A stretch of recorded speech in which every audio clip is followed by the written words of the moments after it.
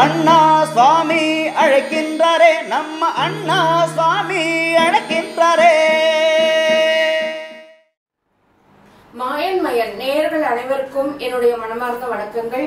மாயன் மயன் சேனலை தொடர்ந்து சப்ஸ்கிரைப் செய்து ஆதரவு தருவீங்கிற நம்பிக்கை எங்களுக்கு உண்டு.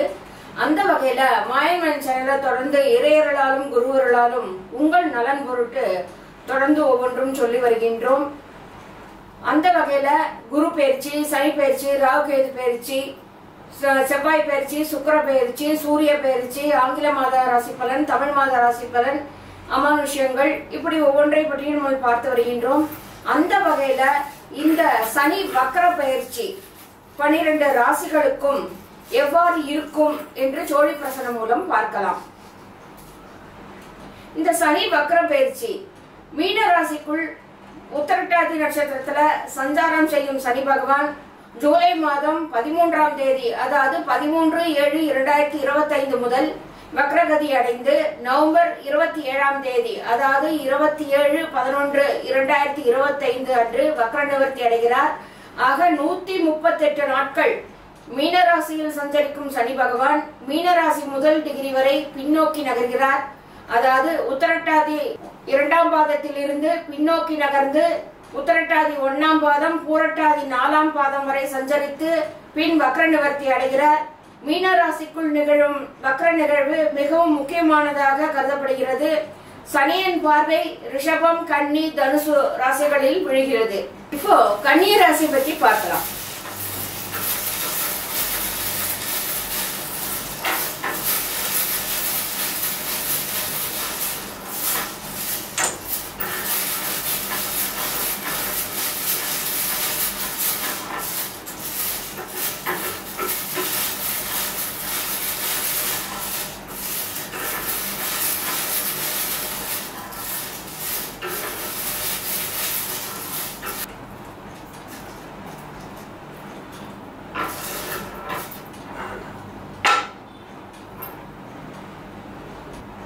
இந்த கன்னிராசிக்காரங்களுக்கு கண்டக சனியாக குடும்பத்துல கணவன் மனைவிக்குள் பிரச்சனைகள் உருவாக்கி வந்த சனி தற்போது ஜூலை 13 முதல் வக்ரமாகிறார். இந்த சனி வக்ர காலத்துல பெரிய நன்மைகளையோ பிரச்சனைகளையோ இருக்காது. என்றாலும் சில முக்கியமான நல்ல மாற்றங்களை சனி பகவான் கொடுக்க இருக்கிறார். சனியின் வக்ர பார்வை ராசியிலேயே விழுகிறது. சுற்றி நடப்பதை புரிந்து கொண்டு செயல்படுங்கள். கணவன் மனைவிக்குள் அந்யோன்யம் அதிகரிக்கும். சுக்கிரன் ஆட்சி பெற்று பணவரவு அபரீதமாக இருக்கும். நல்ல செய்திகள்லாம் வந்து சேரும். 6இல் இருக்கும் ராகுவும் 12இல் இருக்கும் கேதுவும் திடீரென்று வெளிநாடு வெளிமான பயணங்களை தருவார். கடன் கொஞ்சமாக அடையும். குரு 10இல் சஞ்சரிப்பது கொஞ்சம் கவலையை தரும். பக்குவமாக நடந்து கொள்ளுங்கள். வக்ர சனி இறுதியில் குரு 11இல் சஞ்சாரம் செய்ய இருக்கிறார். ஆக கன்னிராசிக்காரர்களுக்கு இந்த காலம் பொற்காலமாக அமையும். இந்த கண்டக சனியோட ஆதிக்கம் நடைபெற்றுக் கொண்டிருக்கின்றது. எல்லாவற்றிலும் எச்சரிக்கையாக இருக்க வேண்டும். சொல்லை செயலாக்கி காட்ட முடியாது. துணிவும் தன்னம்பிக்கையும் குறையும். நல்ல காரியங்கள் நடைபெறுவில் தாமதங்கள் ஏற்படும். இதுவரை ரணருண ரோகஸ்தானத்தில் இருக்கும் சனி களத்திரஸ்தானத்திற்கு செல்கிறார். 3ஆம் பார்வையா பாக்கியஸ்தானத்தையும், 7ஆம் பார்வையா ராசியையும், 10ஆம் பார்வையாக சுகஸ்தானத்தையும் பார்க்கிறார். திடீர் அதிர்ஷ்ட வாய்ப்புகள் கிடைக்கும். வெளிநாடும் செல்லும் வாய்ப்பும் கிடைக்கும். தொழிலில் அதிக முதலீடு செய்வதன் மூலம் வருமானம் 2 மடங்காக அதிகரிக்கும். புகழும் கௌரவமும் உயரும். உத்தியோகஸ்தர்களுக்கு மேலதிகாரிகளுடன் ஆதரவு கிடைக்கும். சக ஊழியர்களின் ஒத்துழைப்பால நல்ல முறையில் செயல்பட்டால் தேவைகளை பூர்த்தி செய்து கொள்ள முடியும். அரசியல்வாதிகளோட பெயரும் புகழும் வளரும். புதிய பதவிகள் உங்களை தேடி வரும்.